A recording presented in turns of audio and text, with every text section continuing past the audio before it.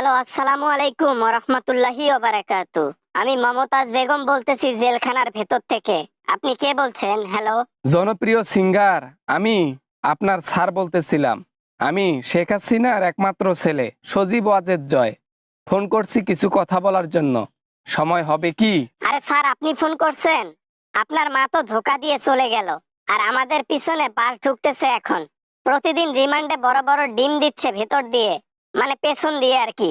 যাই হোক, সময় আছে, বলেন। কথা হচ্ছে আমার মার ব্যাপারে তোমরা যত দুর্নীতির কথা জানো সবকিছু প্রকাশ করে দাও। আমার মাকে ফাঁসাই দাও। আসলে এরকম জঘন্য মহিলা কোনো আজ্যে নাই। পৃথিবীতে একমাত্র খারাপ ব্যক্তি যদি থাকে সেটা আমার মা। তোমার কি মনে হয় এগুলা বাথুসি?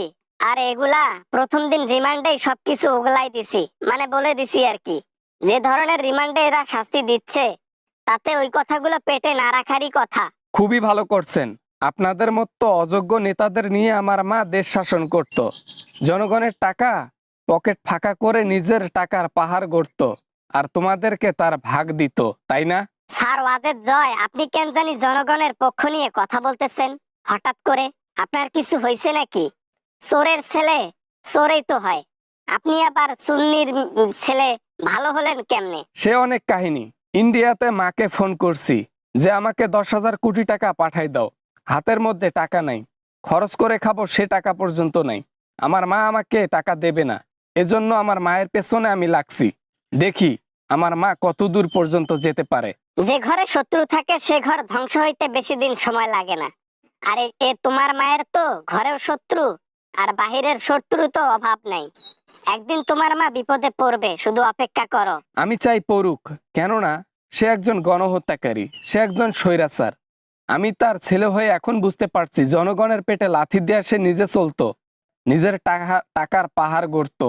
শুধু কি তাই, জোর করে যে সব নেতাদেরকে বসাই দিচ্ছে মন্ত্রীর পদবিতে এবং এমপির পদবিতে, অযোগ্য ব্যক্তি যারা তাদেরকে যেন চালাতে পারে, এজন্য তাদেরকে জোর করে নেতার পদবি দিয়েছিল।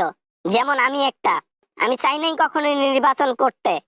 আমাকে অফার দিয়ে সে নির্বাচনে দাঁড় করাই দিয়ে জেতাই দিয়ে এখন আমার পেটে লাস্টে লাথি দিয়ে দিল। এত বুদ্ধি আমার মায়ের কোথা থেকে যে আসে।